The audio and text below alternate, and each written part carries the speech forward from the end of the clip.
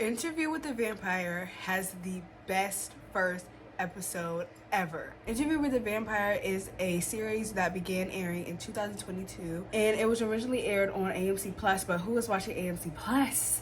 Who has an AMC Plus membership? So they put the first season on Netflix, and it has gained popularity since then. I mean, wow. I remember when the first season aired, and everyone was like, oh my gosh, the show is so good. Oh my gosh, the show is so good. But why is it on AMC? Girl, we don't know. Girl, we don't know. Because the only thing on AMC is that and Walking Dead. Who? I'm not watching The Walking Dead. I can barely take vampires. I sure cannot take zombies. Ooh, zombies are too close to home. I'm going on a rant. Back to Interview with the Vampire. The first episode of this series is better than The Sopranos. Better than Attack on Titan. Better than the first episode of Glee. It's that serious. Yeah, it's that serious. Let's get into it, shall we? The episode is called In Throes of Increasing Wonder. Yeah. Let's get into this plot summary. Let's get into my reaction. I have watched this episode 3 times. I'm not tired of it yet. The show starts with a commercial starring an investigative journalist named Daniel Malloy. I should have known the show was going to be messy when it starts with a journalist. As someone that wanted to do mass communication with a concentration in journalism, I know journalists are messy. I know. That's their job, to be messy and get in their business, everybody business. That's their entire job. So Daniel Malloy is messy and his voice is annoying. I mean, oh my God. This little changed all of that. It's like he's bad at acting, but he can't help that he's bad at acting because his voice is so like that. Daniel is also revealed to have Parkinson's disease when he's opening up his letterbox. Speaking of letterbox, follow my letterbox, Bonda Sydney. Daniel opens the package, and it's a letter from a Louis Dupont Dulac, and it's from an older interview with Louis and Daniel, and the letter invites Daniel to go speak with Louis in Dubai. Daniel meets with Louis, and he is very hostile towards him. He is like, you are weird, you're this. Yeah, well, things didn't end well the last time. So forgive me if I'm a little nervous. The interview was this, that, and the third, but they all like, they're like beefing, but in a weird way that they're like, I actually like you, but I can't let you know that I like you. Y'all want to be friends so bad, just kiss. And it's revealed that Louis bit Daniel after their first meeting because apparently Daniel was disrespectful, but also Daniel was a drug addict. And he was high out of his mind when he first interviewed Louis, so.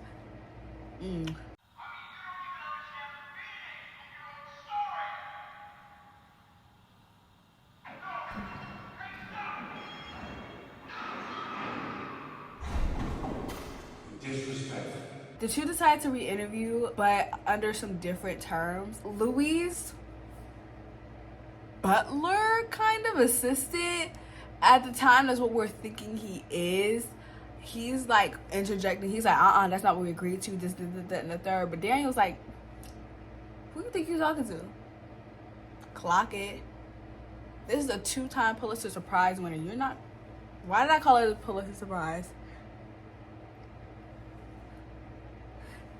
Y'all, I'm not in the mood. I'm not even gonna correct myself. Y'all know what I mean. Don't make me mad. But the interview begins, and this is when things start getting interesting, okay? The interview begins with Louis describing his life in 1910 New Orleans. Louis' father had just passed away, and they were in sugarcane, so that's what they built their estate on. However, Louis' father was like pushing the money into the ground, like they were about to go bankrupt.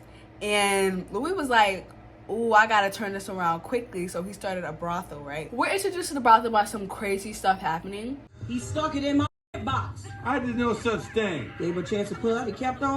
So I gave him a little squirt of my catfish dinner for going there. Don't believe me? Check his. He was trying to put it in her butt, okay? And she's like, you didn't pay to put it in my butt. You didn't ask me to put it in my butt.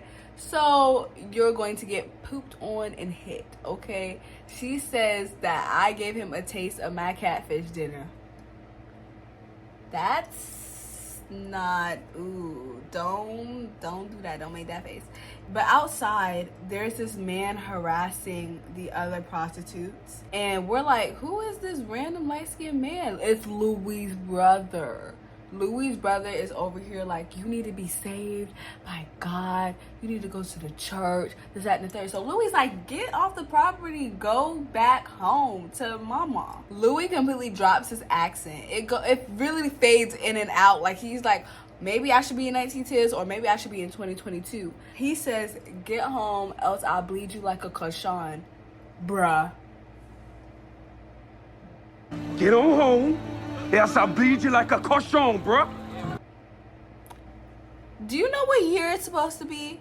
I don't think you do. Because there's no way you think they're saying, bruh, in 1910. With no accent, you're supposed to be Creole. You're a Creole Benji from Louisiana, okay? So Louis ends up putting a knife on his brother. That's where we get that line at. And he's like, I didn't want to pull a knife on my brother, but you can't look weak on liberty.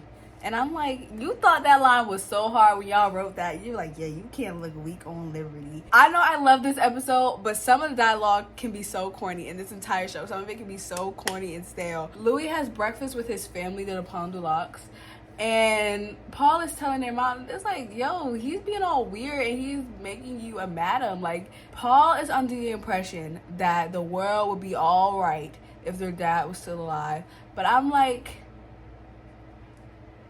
Louis nips that in the butt right quick because he's like, you would still be in that mental hospital in Jackson and we would have went bankrupt in 4 months. Clock it, Louis. Louis visits a prostitute in the Fair Play Saloon named Lily, and this is where he meets Lestat Leoncourt. I would like to add, Lestat saw Louis fighting his brother in the street and that's what made him move to New Orleans.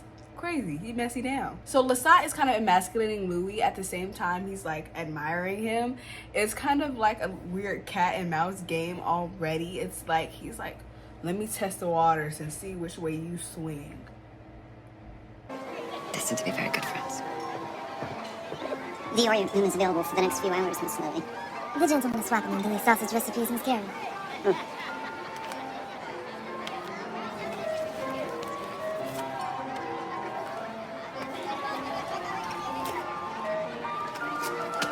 And Louis like, bro, you ain't even have to do that. I'll bleed you like a cushion, bro. Of course, Lestat wins Lily for the night, and then they go about their day. Or so we think. The next scene, Lestat is shown attacking a man gruesomely in an alleyway. Whoa. Whoa. We know we saw the funny color eyes, but we biting people now? Louis attends a card game with all the powerful men in Storyville.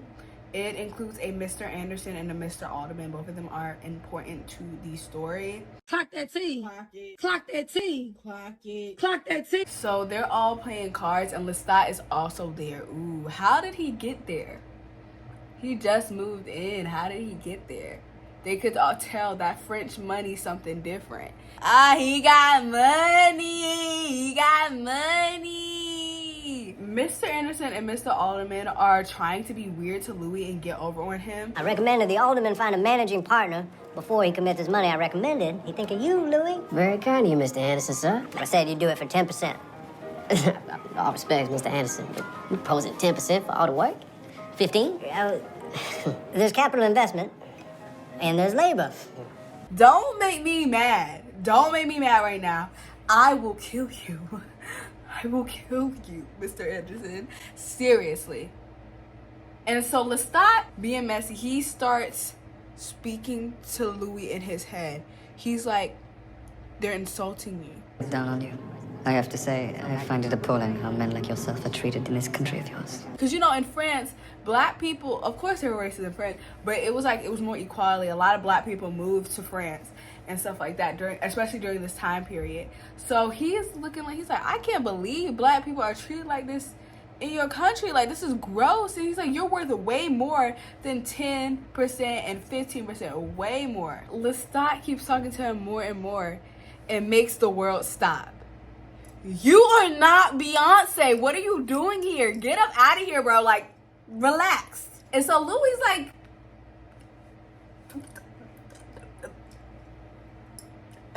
and they start hanging out more and more, always at night. And Daniel Malloy keeps butting in during this entire time. He's butting in. He's like, oh, how did you not know he was a vampire? I'm like, how would he know he's not? How would he know that? It's 1910. Like, it's not that, like, it's not like they had the Twilight era during this time. I'm sorry if you hear World War II happening outside my dorm room. Louis' sister's Grace is like, oh, so I see you up here with a white man running around town with a white man. Bring him here. Bring him hither. So Louis brings Lestat to dinner, and Lestat is messy down, of course. Actually, Paul is the one that's messy down, for being serious. Paul is like, oh, so what you doing here? Like, are you a man of God? Do you have like a relationship with God? And Lestat's like, I'll tell you about a relationship with God. And it's so terrible. And Louis like, don't do that mess here. We're not doing that mess here. We're not. This is not, you don't do that with my family.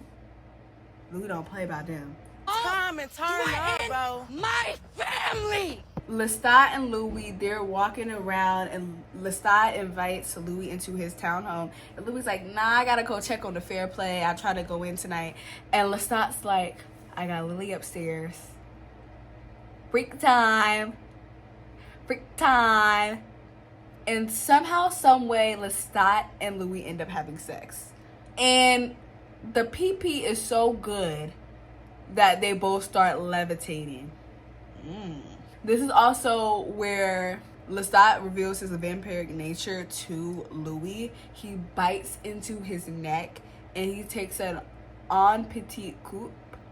I pronounced that all the way wrong, but en petit coup is like a little drink.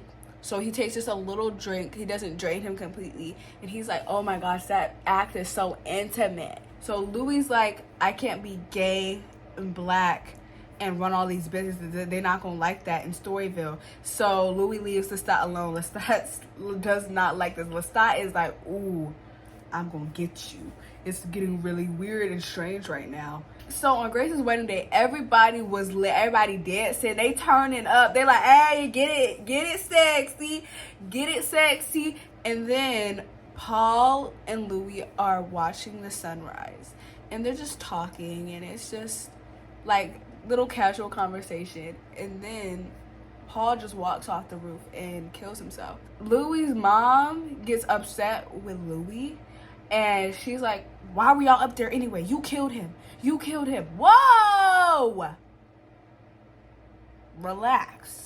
And so Louis is still avoiding Lestat bad, but Lestat is still in his head. Lestat pulls up on Louis and is like, why have you been ignoring me? I don't like being ignored. You're mine. You're doing all this extra stuff, pressing him. And Louis like, leave me alone. Like, leave me alone. I don't want to be with you no more. I'm not with that gay stuff. I'm not with that. He's like, it's 1910. I'm a black man. I can't do that. So he's like, you gotta go somewhere. Florence doesn't let Louis walk her home. And Louis takes this really hard because it's like, my brother just died. Your son just died. We need to be with each other as much as possible. You're pushing me away right now. This is not good. So Louis tried to find companionship in community anywhere that he could go. He goes to the Fairplay Saloon and he sees that Lily has passed away 2 weeks ago to the fever. We all know what the fever is. The fever is Lestat, and Louis knows what the fever is too. So he's like, Lestat killed Lily. Lestat killed Lily. And we toe up about it. So Louis goes to the church. Lestat is just begging in Louis' head. Boom, boom, boom, boom, boom. And Louis is confessing his sins to the priest. And the priest is listening and listening until Lestat pulls the priest out of the confession booth and drains him of his blood. And then he's talking to Louis. He's like, you're so disgraceful. You like hide your true self and this, that, and the third. He's like, I can make you be your true self if I just, I'll take your sorrow away. And then there's another priest. He's walking and his shoes squeak. Y'all, this is the most gruesome scene I've ever seen. He goes after him, but he's like walking slowly. It's so scary. It's so scary. And then he just reaches through his head. Oh my God. Unhand him right now. It's getting so gross. Louis is scared out of his mind and he is sad and it's all these things. But somehow, some way, Lestat convinces Louis to turn into a vampire. And he ends up being a vampire. It is difficult to explain how his words disarmed me, how efficiently succinct and impenetrable his argument was. All my conceptions, even my guilt and my wish to die, seemed utterly unimportant. Be my companion. Be all the beautiful things you are. That was a wild ride. I mean, wow. Don't mind the tape, y'all, please. I mean, wow, that was phenomenal. I am still like taken aback. Every time I watch it, I'm like, whoa, whoa, whoa, whoa, whoa. The worst part of this show is Daniel Malloy. His voice is so annoying and he cannot act. The other worst part of the show is Louis' accent and the way he talks. Terrible. But other than that, the show, it gets better. The way Louis gets accustomed to his accent, like you can tell he's a real Creole Benji from Louisiana. You can really tell. And I feel like as the show goes on, it grows into itself even more. It may have been the best first episode ever, but the rest of the season, it gets better and better, especially when Claudia is introduced. I love Claudia. Claudia is crazy. She's annoying. She's just like me. I mean, wow. Wow. You remember when everybody used to say somebody's their kid and kitty in 2020? Claudia's my kid and kitty. Anyways, guys, thank you so much for watching. Thank you so much for like 15,000 views on the Euphoria video. I have not posted in a month. Is anybody else sad, scared, and confused? Did y'all miss me? I missed y'all, kind of, sort of, maybe. I don't know if I could go back to the regular upload schedule because life has been life and college has been colleging. Maybe when my Friday class ends, which it'll end soon because like it's only half semester, I could post some more. I'm about to edit this video like right now. Anyways, guys, make sure you like, comment, and subscribe. Follow me on Instagram, Letterboxd by Blinded Sydney, and I will see y'all in the next one. Bye, guys.